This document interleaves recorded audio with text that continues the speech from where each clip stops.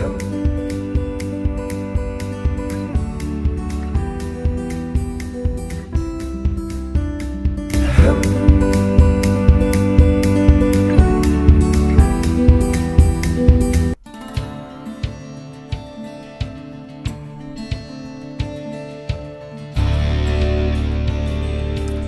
everyone, Tony Tonkin here from Wise, Witty and Weird.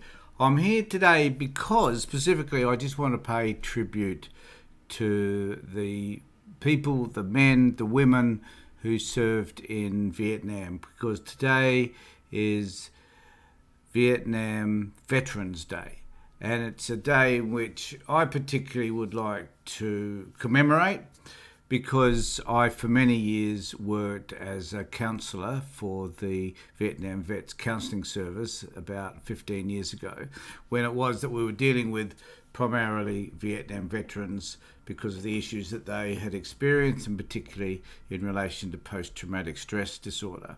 As a result of that work that I did back then, I worked with hundreds of Vietnam veterans and later on with Timor veterans from here in Australia. And I guess it was an important period in my life because I, fortunately, didn't serve in Vietnam. I was old enough, but my number just didn't come up. And when I hear the experiences that a lot of these men and women had in Vietnam, I realise how fortunate I was not to have had those experiences. At the same time, I began to understand a lot more about post-traumatic stress disorder. I understood a lot more about what war was about and how it impacted people.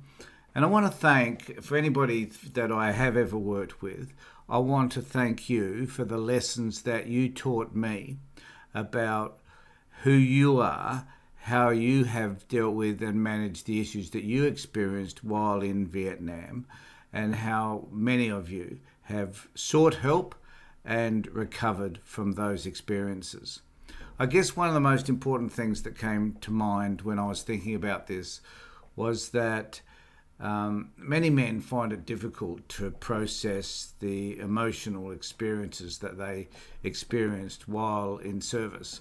And I was able to, through some of the work and some of the creative stuff that we were able to do, while I particularly I conducted a program called the Lifestyle Program here in Adelaide, I was able to understand better ways of working with people around being confronted by their emotional well-being. And I was also able to understand relationships better, how to work through some of the relationship issues that people had.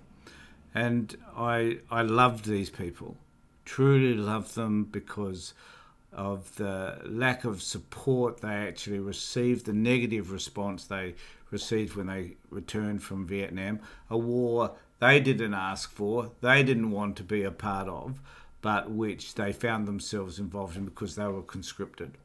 And the interesting thing was that there are a lot of these men who were young men who came from the country, who had no concept of conflict of any description.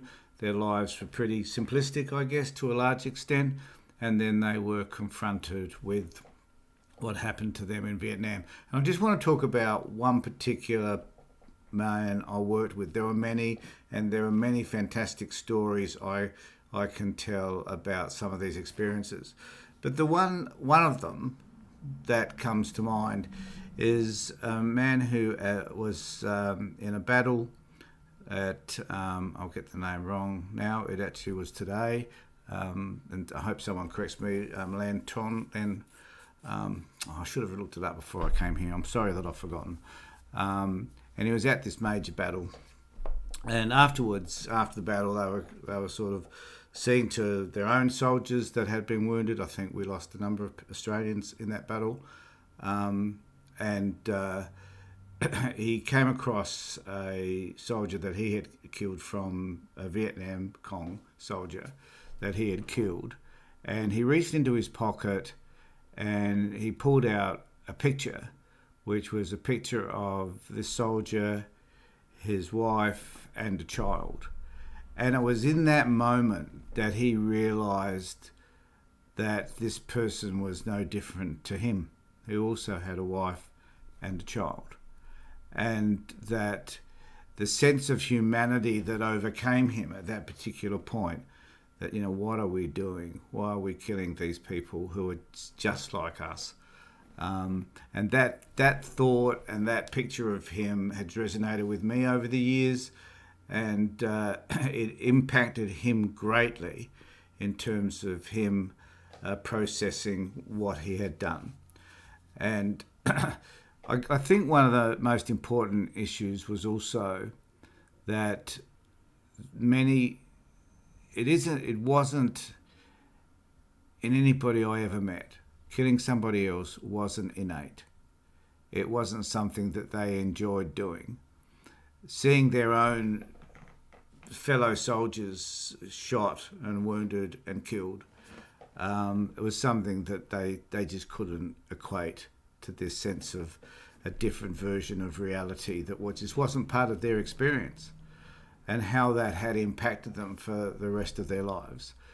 To a lot of the Vietnam vets, and I think returning soldiers from all over the world now, since then they've been Afghanistan and other conflict places in the world, and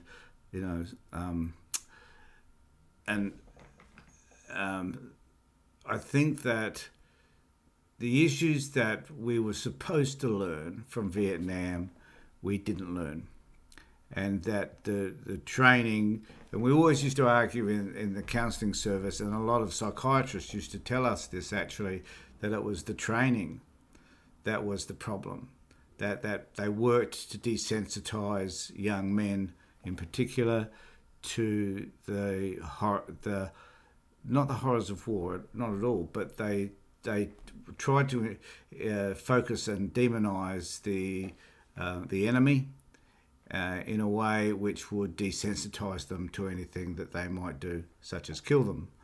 And this story that I just told emphasises that very point, that you can't demonise other human beings when you reach into their pocket and you pull out a picture that tells them that they're just like you. And it was a very powerful time in my life, not just professionally, but just understanding another perspective of how people were thrust into events which were not of their making. And as a result of that, I think I was always a pacifist anyway, but since then I've certainly drawn the line in the sand in terms of us having to fight other people on their soil, and I feel the same way about Afghanistan, that it is horrific that we entered into that country. They should have sorted out their own shit. We should not have been involved in that, whether it was about getting Osama bin Laden or whatever the excuse is that's offered. We should never have been involved in that. We should never get involved in wars at all. Unless, unless they're encroaching definitely on us. If we're attacked, different story. But we should not go to somebody else's country and try to liberate them and create a democracy in which they're not prepared for, e.g. Afghanistan. So I just wanted to commemorate those wonderful people, those lovely Vietnam veterans. There are less and less of them today. The suicide rate is extreme amongst Vietnam veterans, and it's also extreme amongst other younger veterans as well. And I think that we need to work hard to eliminate wars, to support young people who are sent into battle, support young people that go to the services where they're conditioned to believe a certain set of beliefs about who they are in terms of fighting men and women, and bring them back to earth to realise that they're human beings who have emotions and need to find ways to process them. So look, thanks for being with me. Just a brief conversation today about this particular day, which is Vietnam Veterans Day. So thanks very much for being with me. Take care, look after yourself, and more importantly in these times, for everybody, be safe.